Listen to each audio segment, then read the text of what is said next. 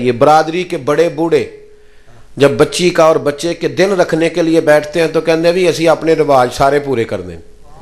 ساڈی وہی برادری دا ہے نا جی, برادری دا ایک گل کرنا ناراض تے نہیں ہو جاؤ گے؟ نہیں تساں ہو جانے, تسی بولے ہی نہیں, مینوں شک ہے کرنا. آپ پتہ دن کس طرح طے ہوتے ہیں؟ دن طے ہوتے ہیں پہلے میرج ہال سے پتہ کیا جاتا ہے کہ ٹائم ہے تھوڑے کول, وہ جڑا ٹائم دس دینے وہ ٹائم رکھ لیدا ہے انجی ہے نا جی. تو جڑے بعد 15 بندے دن لین آتے ہیں وہ پھر کیوں آتے ہیں؟ تاریخ تو طے ہو گئی, وہ بھلا کی لین آتے جی؟ وہ سوٹ لین آتے جی نہ ہو گیا نا ناراض تسی انجی گل ہے. وہ کی لین آتے ہیں تو پھر شکوا بھی کر دیں جا کے ویکو سانو سوٹ پان والا نہیں دیتا. میں کہ کدی لبھا نہیں نا تینوں. یہ ظلم ہے, یہ زیادتی ہے, یہ ظلم ہے. یہ کہاں سے رسم آ گئی؟ بچی والے کو تنگ کرنا ہے, اس کے اوپر بوجھ ڈالنا ہے. 50 بندے آگے دن لینے, پہلے تو دیگ پوری یہاں لگ گئی اور پھر سوٹ دو ان کو.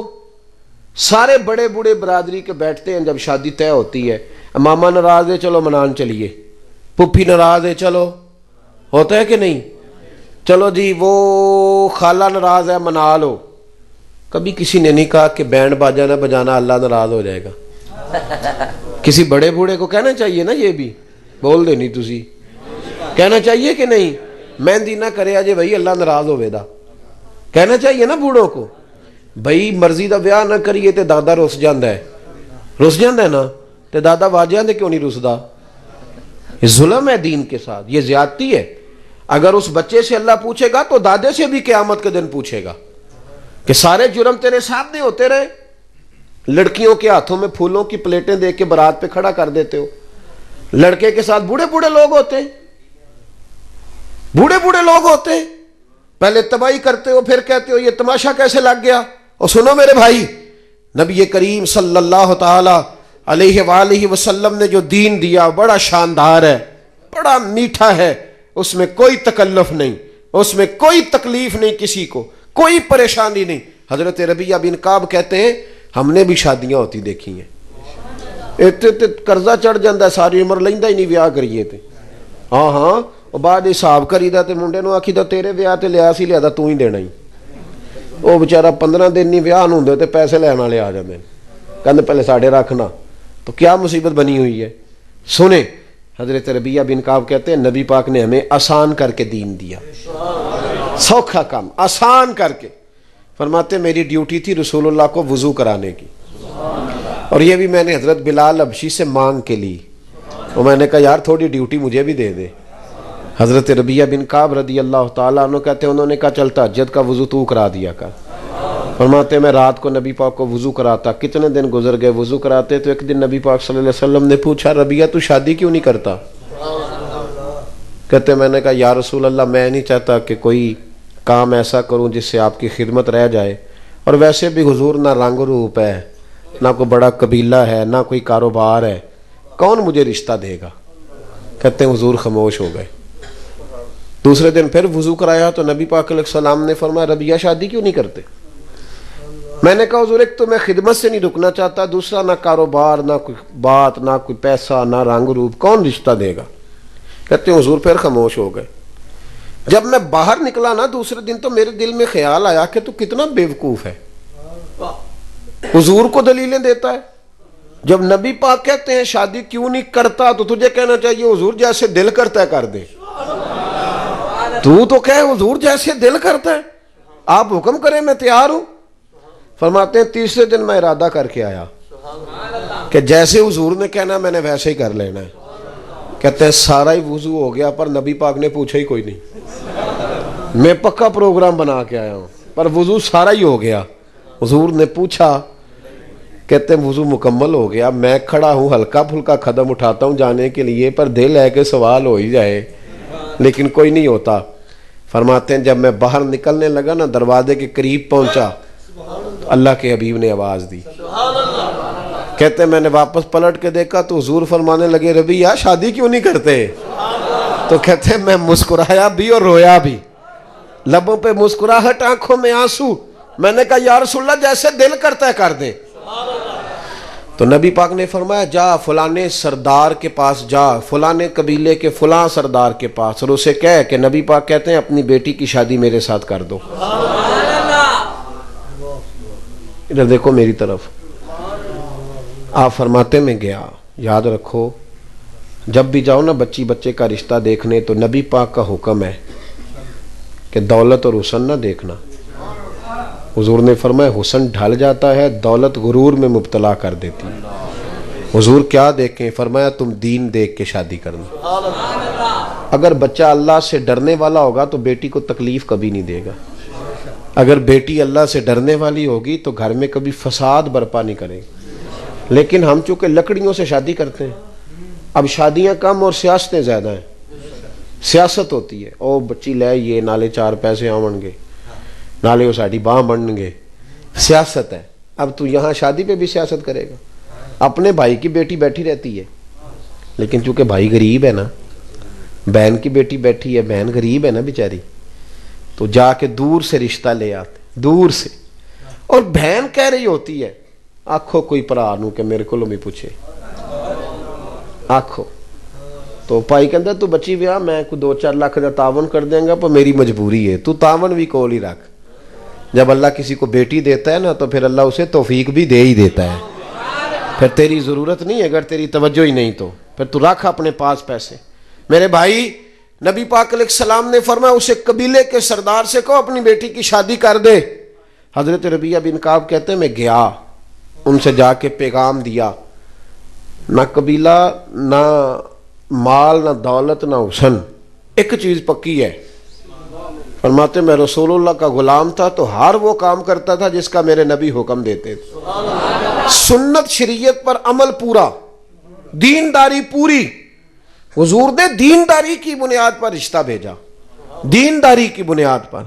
حضرت ربیعہ بن کعب رضی اللہ تعالیٰ عنہ فرماتے ہیں کہ جب میں ان کے گھر گیا، میں نے کہا حضور نے کہا رشتہ دے دو، تو ماں اور باپ بچی کا ایک دوسرے کی طرف دیکھنے لگے، انکار نہیں کیا۔ باپ کہنے لگا حضور سے جا کے عرض کرنا میں شام کو آؤں گا، یعنی سوچنے کا تھوڑا سا، دیکھیں نا بیٹی والے تھوڑے سوچتے ہیں نا، کہ شام کو میں آؤں گا۔ کہتے میں باہر نکلنے لگا تو وہ بیٹی پردے کے پیچھے سے بیٹی بولی، کہنے لگی غلام ٹھہر جا۔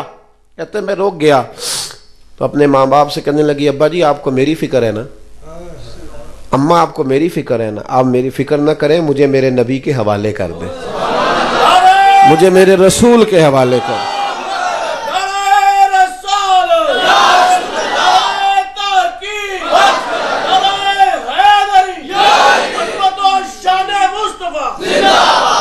فرمایا مجھے میرے کریم رسول کے حوالے کریں، اللہ رسول مجھے کبھی ضائع نہیں کریں گے۔ سنو حضرت ربیعہ بن کعب کہتے ہیں انہوں نے رشتہ دے دیا، یہ بھی شادی ہے، یہ بھی، پر طریقہ وہ جو بندے کو اللہ کا محبوب بنا دے، طریقہ رسول اللہ کی سنت کے مطابق۔ فرماتے ہیں نبی پاک نے حضرت حارثہ بن نعمان کو بلایا تو فرمایا بھی ادھر آ، اس نے اپنی بیوی کو حق مہر دینا تو گٹھلی کے برابر سونے کا بندوبست تو نے کرنا ہے۔ کھجور کی گٹھلی نہیں ہوتی، کہ اتنے سونے کا بندوبست کر۔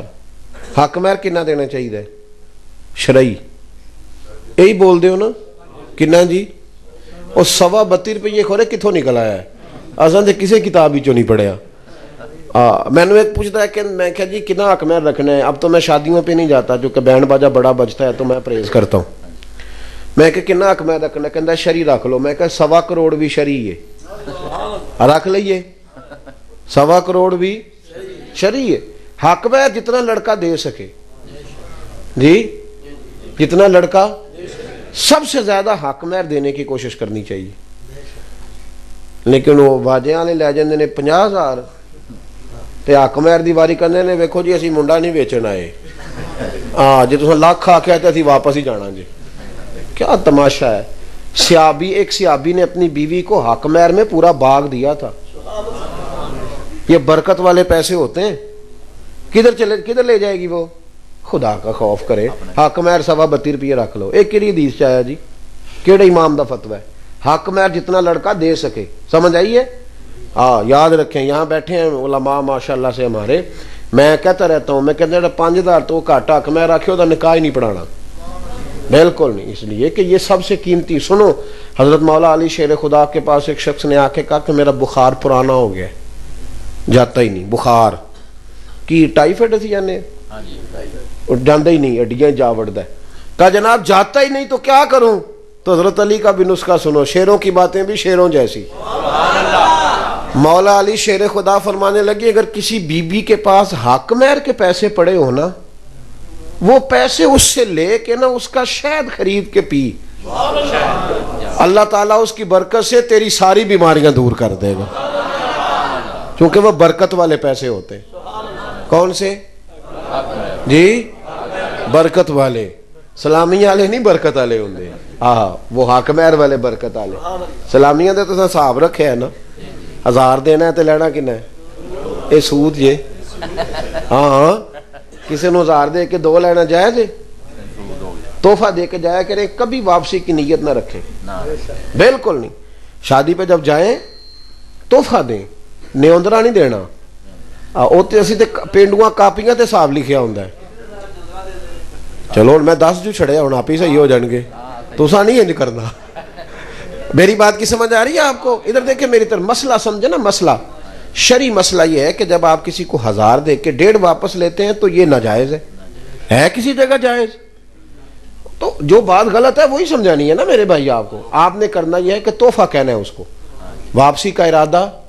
آپ تھوڑے دے لیں، 1000 کی جگہ 500 دیں، تھوڑے دیں، لیکن واپسی کی کوئی نیت کارا کے کاپی تے نہیں لکھنا کیوں نہ لینے دیتے نے تے جو کاٹا ہے تے. بلکہ مینوں تے کچھ سنگیاں یہ دسیا ہے کہ پنڈ والے کہندے نے اچھا تینوں 1000 تا سی، تو 1000 دے چلنا ہے، لگدا ہے اگوں نہیں تو ملنا ہے نا ایسا. جی یہ رسم درست نہیں، یہ بالکل درست نہیں ہے. آپ بالکل شادی پہ جائیں مرضی سے، اور اگر آپ یہ نیت کریں گے تو یہ جائز ہی نہیں شرعی طور پہ کہ 1000 دے کے تو 1.5 لینے کا پروگرام بنا ہے. تو کیڑی کمیٹی پان لگے لیدا، بالکل اس سے بچیں. چلیں مسئلہ آ گیا، آپ کو یہ بھی سمجھا دیا. اللہ تعالیٰ سمجھنے کی توفیق دے. حضرت ربیعہ بن کعب رضی اللہ تعالیٰ عنہ کہتے ہیں کھجور کی گٹھلی کے برابر سونے کا بندوبست کیا. کھجور کی گٹھلی کے برابر حضرت عرصہ بن نعمان نے. پھر نبی پاک نے حضرت ابو بکر صدیق کو بلایا اور فرمایا اس کی بیوی کے لیے اور اس کے لیے 2 جوڑوں کا بندوبست کر دے. فرماتے انہوں نے 2 جوڑوں کا بندوبست کیا تو حضور نے حضرت عثمان غنی سے کہا ایک بکری کا بندوبست کر، میرے ربیعہ نے شادی کرنی ہے. فرماتے ہیں کہ برات ایسے ہی گئی، حضور ساتھ گئے، شادی کر کے میں اسے لے آیا. حضرت عثمان بکری لائے، اسے ذبح کیا، زور کی نماز مسجد نبی میں پڑھی تو حضور نے فرمایا ابھی جتنے نمازی آئے ہو نا چلو آؤ میرے ربیعہ کا ولیمہ کھائیں. فرماتے ہیں شادی ہو گئی. او بھائی سنت اور شریعت تجھے آسان کرتی ہے، تیری تکلیفیں دور کرتی ہے. اذیت میں نہ پڑو، پریشانی میں نہ پڑو، چھوڑ دو یہ چکر سارے. ہم نے مصیبتیں کھڑی کر لی اپنے لیے جو ہماری جان ہی نہیں چھوٹ رہی. بالکل قطعاً نہیں. من استطاع الیہ سبیلا، اللہ تو کہتا ہے حج تب کرنا جب طاقت ہوگی. تو اپنے گھر تکلیف میں نہیں بندے کو بلاتا. تو رسول اللہ کی سنت، نبی پاک کی شریعت. ہاں جو چیز تکلیف دیتی ہے وہ میں ذرا آپ کو سمجھا دوں، اس پر ضرور غور کریں. ایک ہے شرم، ہے بندے کی آکھن گے، لوکی کی آکھن گے، برادری. یہ چیز ہمیں بڑا پریشان کرتی. سچی گل کرے جی کدی بندے کسی دے پورے راضی ہوئے نے؟ بولو. کہنے پیر چنگا سی، تقریر بھی چنگی سی، کدی ہسدا چنگا نہ تو پھر ٹھیک سی، ہسیا نہیں ٹھیک. تو ہوں بندہ ہے کوئی نہ کوئی کمی تو بچارے چ رہ ہی جانی ہے نا. بندے راضی ہوتے؟ بول کے بتاؤ، نہیں نا راضی ہوتے. شرم غلط کام میں کرنی ہے، رب رسول کے نام میں شرم. میں تو یہ ہمارے نعت خواں ہوتے ہیں نا پیار والے، تو میں کئی دفعہ ان کو پوچھ لیتا ہوں. انہوں نے آکھی ہے نا میلاد شریف دی محفل تے نعت پڑھو تے ماشاءاللہ سونی ٹوپی شوپی پا کے آندن پڑھ دین. انہوں نے کسی دے ولیمے تے آکھی نا نعت پڑھو، کہندے اتنے ماحول نہیں. سبحان اللہ بھائی، شرم آ رہی ہے. او آسی ساڈا ایک بچہ سی تو انہوں نے کہا بھی واجے بوجے نہیں بجانے، تو وہ ہم لے کے گئے برات. اسی طریقے سے قصیدہ بردہ شریف پڑھ رہے تھے، مولا یا صلی وسلم دائماً آبادا، یہ پڑھتے ہوئے برات لے کے گئے. تو وہ وہاں کے لوگ کہنے لگے جی عجیب عجیب نہیں لگ رہا، کوئی عجیب عجیب نہیں لگ رہا. آپ یقین کریں ہم جب واپس آئے تو اس کے بعد وہ کہنے لگے جی آپ کے فوراً جاتے ہی 3 برادریوں نے بیٹھ کے فیصلہ کیا ہے کہ اساں بھی انجدہ ہی بیاہ کرنا ہے.